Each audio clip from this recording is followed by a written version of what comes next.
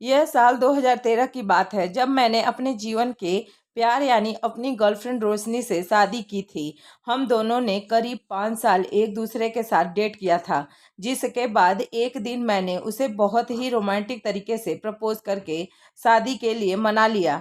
यह पूरी तरह से एक लव मैरिज थी, जिससे हमारे परिवार वालों को भी कोई शिकायत नहीं थी। हम सभी आपस में बहुत ज़्यादा खुश हैं। खैर, ऐसा होता भी क्यों, मुझे अपने जीवन के प्यार से इतने भव्य तरीके से शादी करने का मौका जो मिल रहा था, हमारे साथ वह सब कुछ हो रहा था जिसकी हमें सबसे ज़्यादा मनोकामना की थी। लेकिन मैं नहीं जानता था कि एक समय का जो है धीरे धीरे हमारे आनंद में विवाह को खत्म कर देगा। हमारी शादी के बाद हम सभी एक खुशहाल परिवार की तरह रहने लगे। रोशनी को हर कोई प्यार करता है।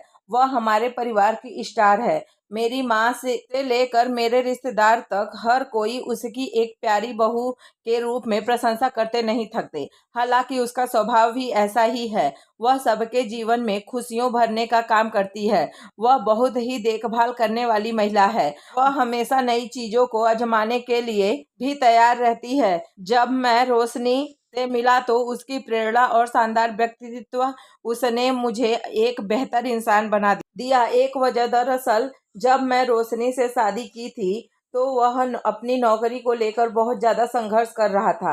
हालांकि लाख कोशिशों के बाद मुझे एक अच्छी नौकरी मिल गई, लेकिन इस दौरान मैं बहुत ज़्यादा व्यस्त रहने लगा। मेरा पूरा दिन मेरे काम के ही में चला जाता, जिसका असर मेरी शादी पर पड़ने लगा है। हमारी शादी के पहले 2 साल तो वास्तव में बहुत ज़्यादा रोमांटिक रहे, लेकिन उसके बाद चीज़ें धीरे धीरे बदलती चली गई।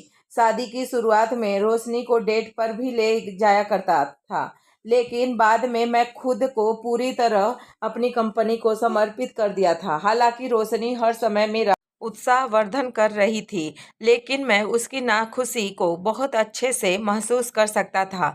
मैं आपसे झूठ नहीं बोलूँगा, इस दौरान मैंने भी उसे समय देना बंद कर दिया था।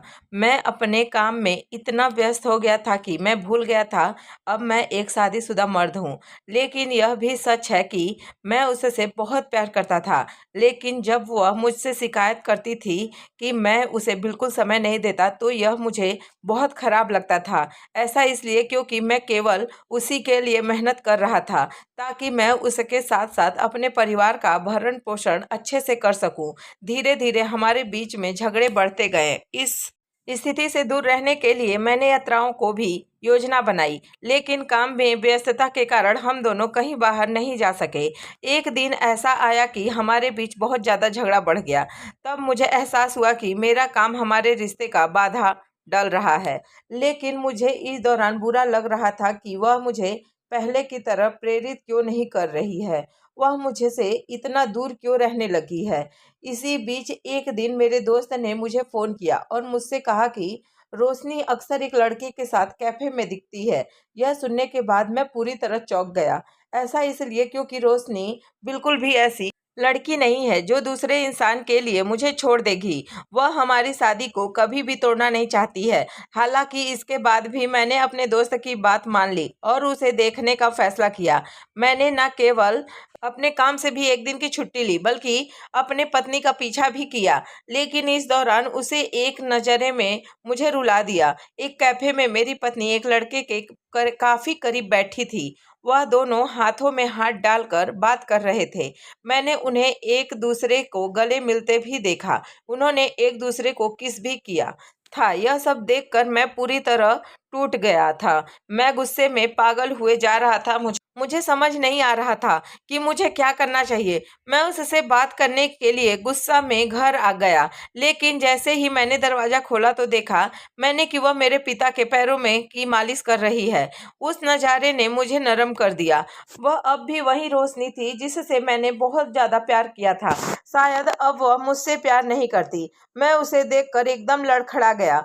मुझे समझ नहीं आ रहा था कि मुझे क्या सवाल करना चाहिए या नहीं। ऐसा इसलिए क्योंकि अगर मैंने उसकी बेवफाई के बारे में जानना चाहा तो शायद वह मुझे छोड़ देगी। सच कहूँ तो मैं उसे अद्भुत भव्य महिला को खोने का जोखिम नहीं उठा सकता हूँ। वह जिस तरह मेरे परिवार की देखभाल करती है, उसी तरह जिम्मेदारी लेती है। वह मेरे लिए किसी एहसान से कम नहीं है। उसकी सच्चाई जानने के बाद भी मैं उससे प्यार करता रहूंगा। दोस्तों, आपको यह कहानी कैसी लगी प्लीज कमेंट करके जरूर बताएं। अगर अच्छी लगी तो वीडियो को लाइक और चैनल को सब्सक्राइब कर लें। Thank you.